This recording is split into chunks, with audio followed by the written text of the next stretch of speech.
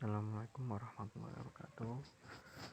Kembali lagi bersama saya Ahmad Asyur Rasul Amri. Di sini saya akan memberi video pembelajaran tentang Bani Abbasiyah, tentang sejarah berdirinya Bani Abbasiyah, sistem pemerintahan, masa pemerintahan, perkembangan peradaban, dan kemunduran yang terakhir yaitu kehancuran. Jadi yang pertama, sejarah berdirinya Bani Abbasiyah.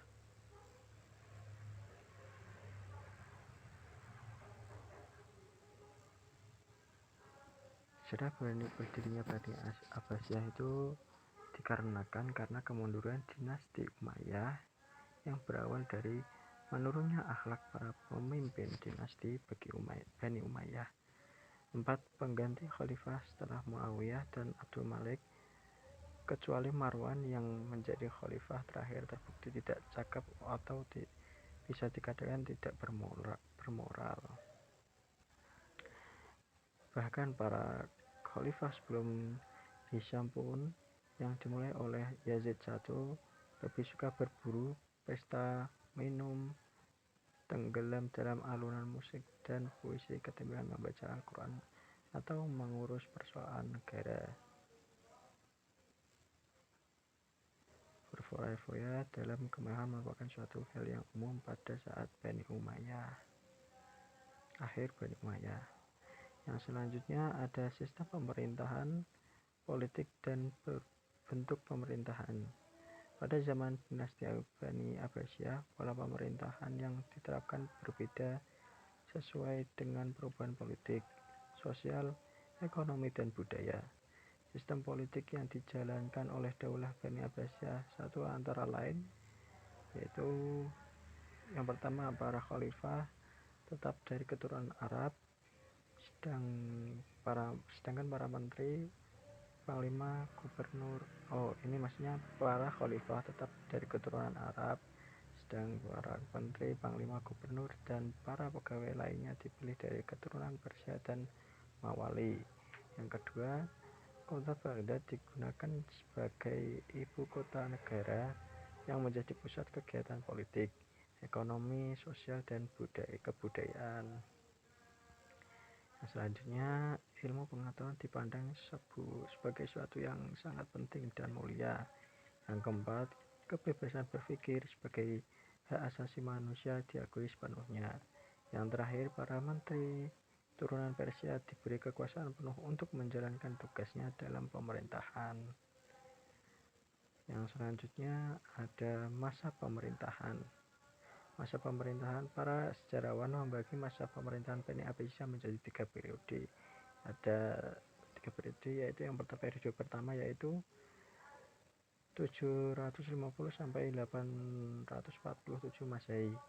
Adapun para khalifah yang memimpin pada ini sebagai berikut. Yang pertama, Abu Abbas As-Saffah 750 sampai 754 Masehi. Yang selanjutnya ada Abu Ja'far Al-Mansur 754 sampai 775 Masehi. Yang selanjutnya ada Abu Abdullah M. Al-Mahdi bin Al-Mansur 775 sampai 785 Masehi. Yang selanjutnya ada Abu Musa Al-Hadi 785 sampai 786 Masehi. Yang selanjutnya ada Abu Ja'far Harun Al-Rashid 786 sampai 809 Masehi. Selanjutnya Abu Musa Muhammad Al-Amin 809 sampai 813 Masehi. Selanjutnya ada Abu Ja'far Abdullah Al-Ma'mun 813 sampai 833 Masehi. Yang selanjutnya ada Abu Ishaq M. Al-Mutasim 833 sampai 842 Masehi. Yang selanjutnya ada Abu Ja'far Harun Al-Wasiq 842 sampai 847 Masehi. Yang terakhir ada Abu Fadi Ja'far Al-Mutawakkil 847 sampai 861 Masehi. Yang periode kedua yaitu periode 846 sampai 1194 Masehi. Pada periode ini kekuasaan bergeser dari sistem sentralistik pada sistem desentralistik, yaitu ke dalam 3 negara otonom, yaitu yang pertama kaum Turki 232 sampai 590 Hijriah, yang kedua golongan kaum Bani Buaih 334 sampai 447 Hijriah, yang selanjutnya golongan Bani Saljuk 447 sampai 590 Hijriah.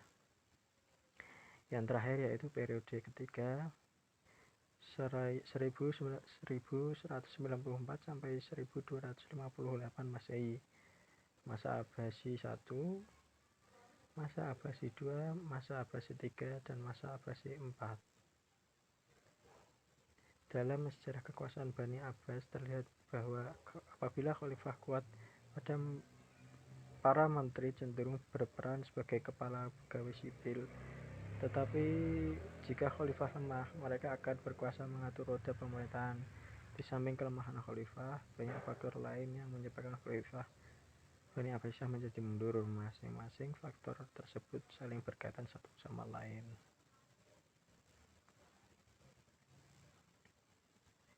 Nah, selanjutnya perkembangan peradaban dan ilmu pengetahuan.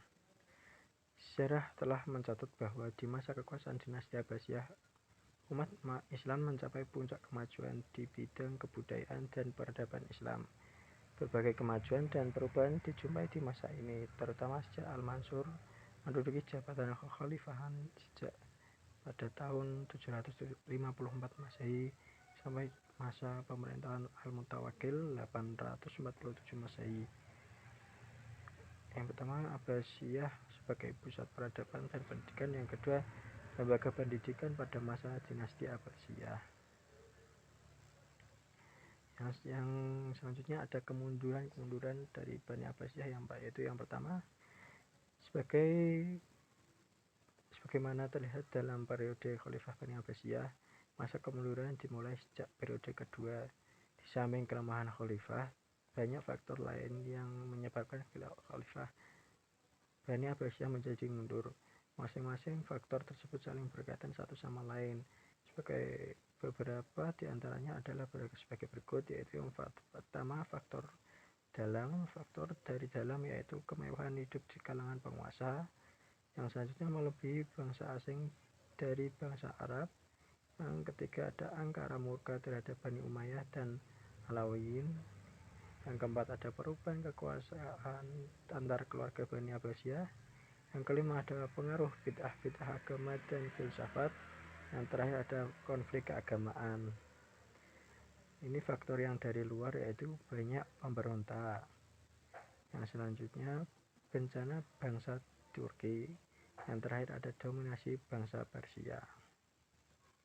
Baik, kita masuk ke bab yang terakhir, yaitu kehancuran dinasti Abbasiyah.